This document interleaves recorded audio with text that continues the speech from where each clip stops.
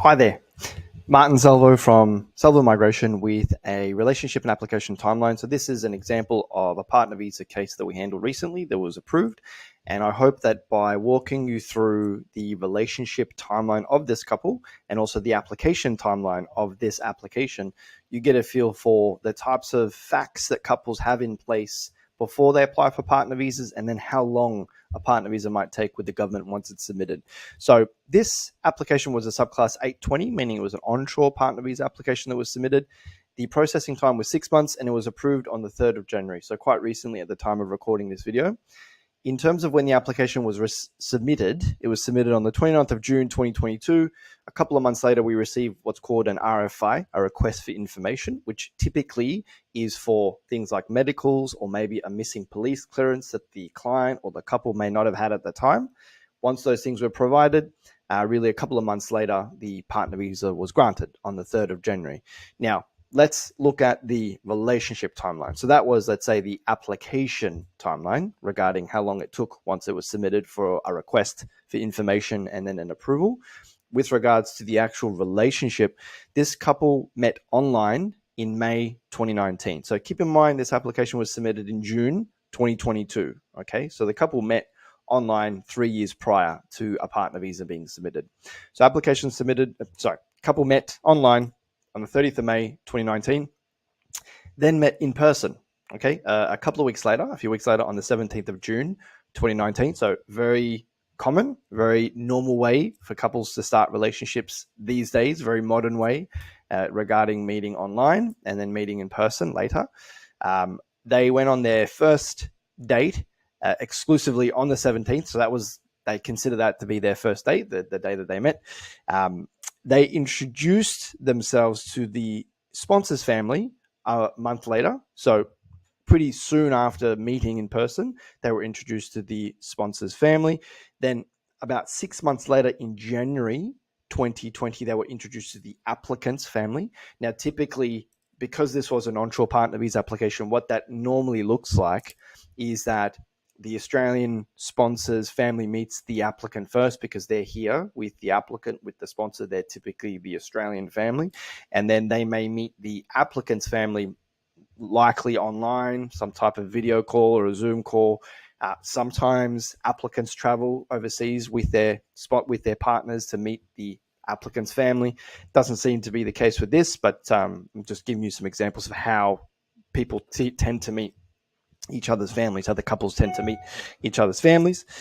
They started living together in July 2020. Okay, so again, keep in mind, application was submitted in June 2022. This couple started living together in July 2020. That was the same day they got their joint lease. Okay, so a joint lease was obtained by the couple, and that's when they started living together. A week later, so after moving in together, on the 15th of July 2020, this couple organized their joint bank accounts, and likely we would have encouraged them to ensure that they use those joint bank accounts to pay for the living expenses of the relationship. So paying for their rent, paying for their groceries, paying for their bills, pooling their money and using that bank account to pay for as much of the relationship expenses as possible.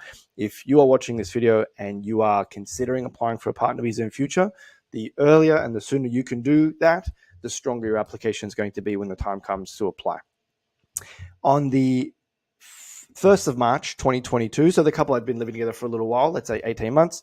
On the 1st of March, they nominated each other as the beneficiaries to their superannuation policies. That's something that we typically encourage and talk about when it comes to strengthening the facts of your relationship with respect specifically to applying for an Australian partner visa. That's something that's often recommended.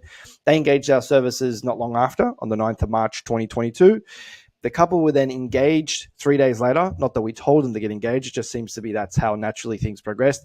They got engaged on the 12th of March 2022, registered their civil union with birth dates and marriages in their Australian state on the 6th of April 2022, organized wills on the 28th of May 2022, and then the application again was submitted about a month later. So from when we commenced working with this couple to when the application was submitted, you're looking at a few months.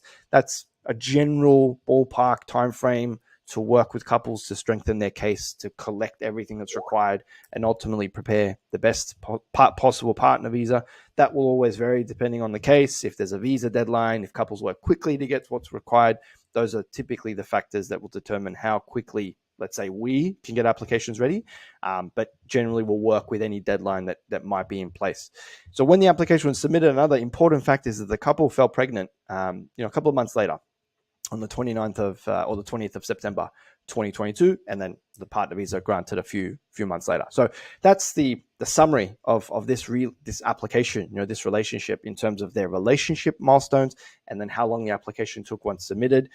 There's a summary at the bottom of this graph, which I'll try to move my face for, and just conveniently summarizes some of the key facts. The couple had met approximately 36 months prior to applying for the visa, started dating exclusively more or less around the same time, started cohabitating 24 months prior, so they'd been living together for a couple of years before the partner visa was lodged, started pooling their finances similarly around 2 years prior to lodgement, obtained a joint lease 2 years prior to lodgement, arranged wills about a month prior to lodgement. I mean, that's an important point just to expand on a little bit. I do get a lot of questions about, Martin, will it look suspicious or bad if we go and do things now before applying for a partner visa? Does it look wrong if we organize wills or get a joint bank account and then apply for a partner visa shortly thereafter? Typically, my answer is you want to do things organically and naturally. And yes, in some circumstances, rushing into things may seem irregular or inauthentic. But in this type of context, given how long the couple were together for prior to all of this, there's no harm in strengthening applications before an application is submitted. And they nominated each other as their superannuation beneficiaries a few months prior to lodgement, and were in a civil union for 3 months prior to applying. Okay, so that's the key date summary, the summary of the time frame for this relationship. Like I said, took 6 months to process, approved quite recently. And at the time of application, this couple were in a civil union relationship. They were in a registered civil union. So that's it from me, Martin, from Salvo Migration. I hope this case study and application timeline helps. Hope you can use it to compare to your relationship and hopefully pick up on a few things you might be able to implement in your case in order to strengthen your application and eventually get to your Australian partner visa approval. That's it from me, Martin, from Salvo Migration. Thank you very much.